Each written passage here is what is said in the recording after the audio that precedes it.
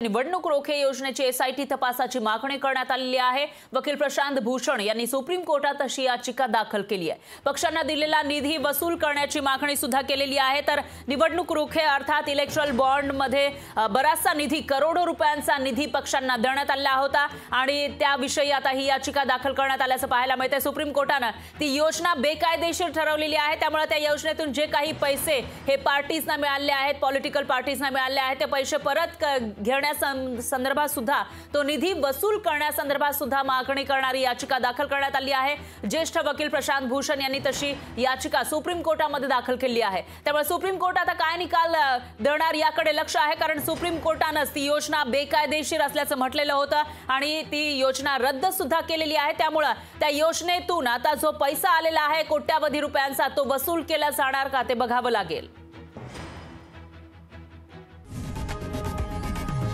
लोकशाही मराठी ऐका, पहा, जागरूक रहा।